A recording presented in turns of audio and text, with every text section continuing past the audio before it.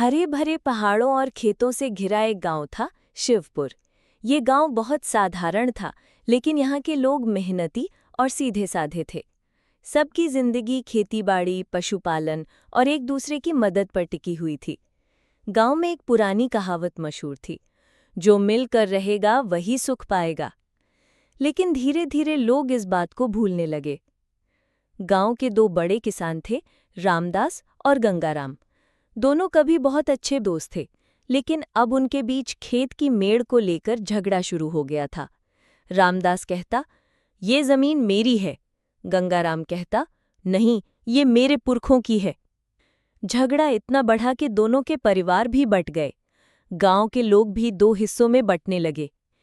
एक साल गांव में बारिश नहीं हुई, खेत सूख गए, कुएं का पानी घट गया, लोगों के पास खाने तक का संकट आ गया। रामदास और गंगाराम दोनों सोचते रहे कि काश हम मिलकर कुआं खोदते तो पानी मिल जाता, लेकिन अहंकार के कारण कोई पहल नहीं कर रहा था। गांव के बाहर एक बूढ़े बाबा रहते थे, बाबा हरिदास। वे साधारण कपड़े पहनते और गांव वालों को हमेशा अच्छाई का रास्ता दिखाते।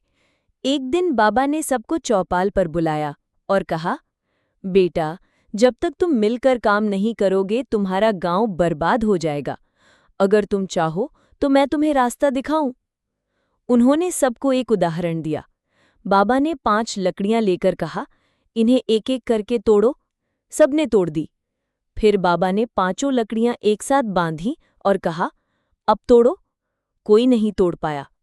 बाबा बोले, इसी तरह अगर तुम सब बंट जाओगे तो टूट जाओगे, लेकिन अगर एक रहोगे तो कोई तुम्हें नहीं तोड़ पाएगा। गांव वाले समझ गए। सबने मिलकर काम करना शुरू किया। रामदास और गंगाराम ने अपने खेत की मेड़ का झगड़ा भूलकर साथ मिलकर कुआं खोदा। औरतों ने एक समूह बनाया, सब मिलकर अन्न संग्रह करने लगीं। बच्चों ने बाबा से शिक्षा लेना शुरू किया। नौजवानों ने खेतों के लिए तालाब बनाने की योजना बनाई। धीरे धीरे गांव में पानी आया, फसलें लहलहाने लगीं और सुख समृद्धि लौट आई। एक दिन बहुत तेज आंधी और तूफान आया। गांव की फसलें खतरे में थीं, लेकिन इस बार सब लोग मिलकर खड़े हो गए। किसी ने फसल ढकने के लिए पुआल बांधा, किसी ने पशुओं को सुरक्षित जगह पहुंचाया। बच्चे भी छोटे छोटे कामों में मदद करने लगे। तूफान तो बीत गया, लेकिन गांव वालों की एकता ने सबको बचा लिया। अब शिवपुर पहले जैसा नहीं रहा। लोगों ने ये सीख लिया कि सुख दुख आएंगे जाएंगे, लेकिन अगर हम मिलकर रहेंगे तो हर मुश्किल आसान हो जाएगी। गांव वाले फिर से खुशहाल हो गए और वो पुरानी कहावत सच साबित हुई, जो मिलकर रहेगा वही सुख पाएगा।